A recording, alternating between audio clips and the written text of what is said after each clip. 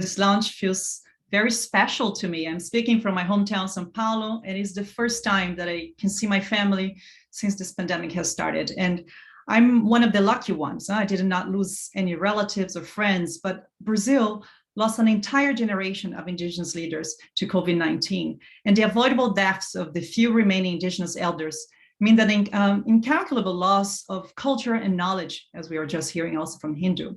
But after months of collective grief, I think it's really extraordinary to be here in a spirit of celebration. And I want to applaud you for deciding to transform this human-made climate and biodiversity crisis, now impacting our health, into an opportunity to save lives. I have 3 quick highlights that I want to share with us today.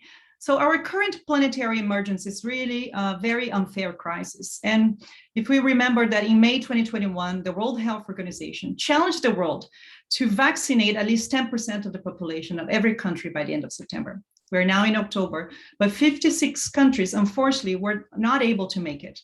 Not because of their faults necessarily. And half of those have only vaccinated 2%.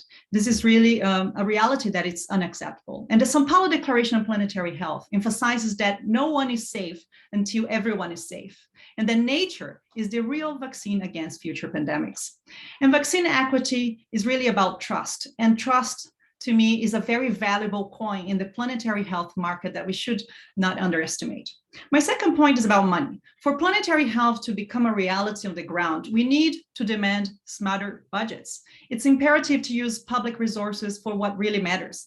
And we know that the world is in this make or break decade, and mainly because of the climate crisis and all this planetary emergency. But fossil fuels, for example, the subsidies to fossil fuels mean that taxpayers are helping to create more profits for oil and gas companies. And we are also supporting pollution. This devastates our health and our climate. I believe the self-interest is an anachronistic way to live our lives in the 21st century. Third, there is a promising solution to mainstream planetary health, and its diverse leadership.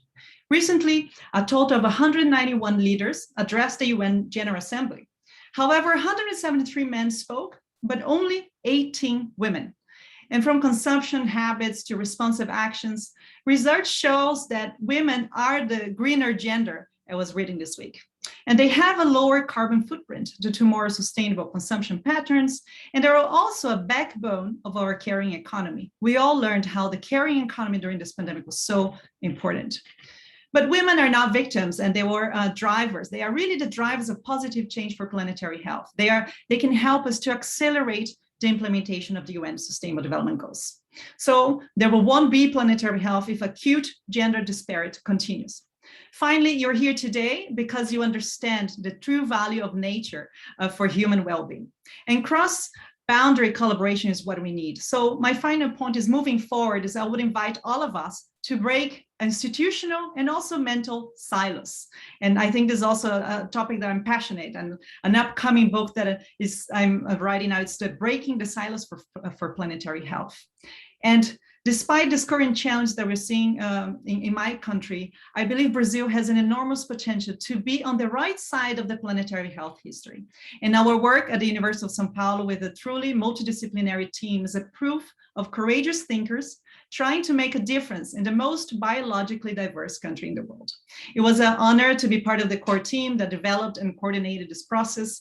And I thank the Planetary Health Alliance, the University of São Paulo, and the UNDP for this generous collaboration and leadership. And thank you all for joining us today. Obrigada.